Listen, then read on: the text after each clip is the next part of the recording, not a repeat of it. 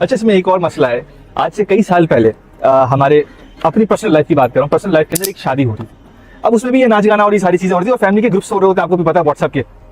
تو اس what's app کا جو گروپ ہے اس کے اندر ان لوگوں نے اپنی چیزیں شیئر کی. اب جب انہوں نے چیزیں شیئر کی تو پھر میں نے کہا بھائی جان یہ کیا کر رہے ہیں آپ لوگ, یہ اسلامکلی نہیں ہو رہا. آپ لوگ جو ہے وہ قرآن رکھتے ہیں سر کے اوپر اور اس کے بعد رخصت کر رہے ہوتے ہیں, لیکن اس سے پہلے آپ لوگ جو ہے ناچ گانا کر رہے ہوتے ہیں, اور مہندی اور ڈانس وانس اور ہر چیز کر رہے ہوتے ہیں.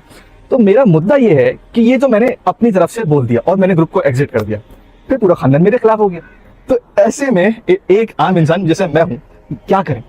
بہت اچھا سوال ہے. دیکھیے ہم پہ لازمی اللہ اور اس کے رسول سے تعلق اور واسطہ ضروری ہے, یا دنیاوی لوگوں کے ساتھ تعلق مینٹین کرنا ہم پہ واجب ہے؟ اللہ کے ساتھ واسطہ. دنیاوی لوگوں کے ساتھ ضروری ہے اگر اللہ کی صریحاً نافرمانی نہ ہو.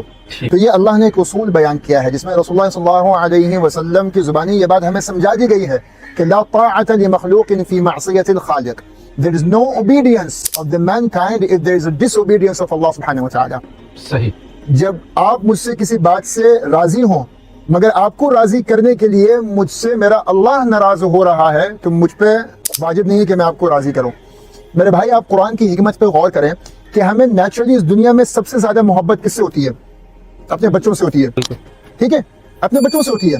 اور یہی وہ بچے ہیں کہ جن کی خوشیوں کے لیے یہی ماں باپ بہت ساری چیزیں شادیوں میں اور تقریبات میں اور بہت سارے گناہ کر لیتے ہیں, حرام کما لیتے ہیں تاکہ بچوں کی لذتیں اور خواہشات پوری ہو سکیں. بالکل ٹھیک ہے, محبت میں کرتے نا. کیا اللہ نے قرآن میں کہیں پر بھی ماں باپ کو یہ کہا ہے کہ تم اپنے بچوں سے محبت کرو؟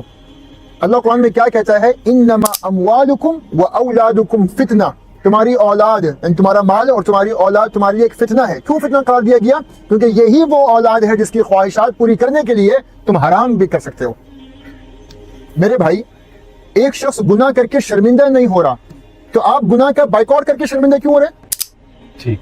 میں اپنے کسی رشتہ دار کو بولتا ہوں کہ بھائی آپ اپنی مکس گیدرنگ نہ کریں, آپ جو ہے وہ ناچ گانا نہ کریں, آپ موسیقی اونچی آواز میں نہیں لگائیں تو میں آ جاؤں گا. وہ کہتے ہیں نہیں ہم تو موسیقی لگائیں گے, ہم تو ناچ گانا کریں گے, ہم تو جو ہے نا وہ ڈھول دھماکے ڈانس گانا بجانا ہم تو کریں گے.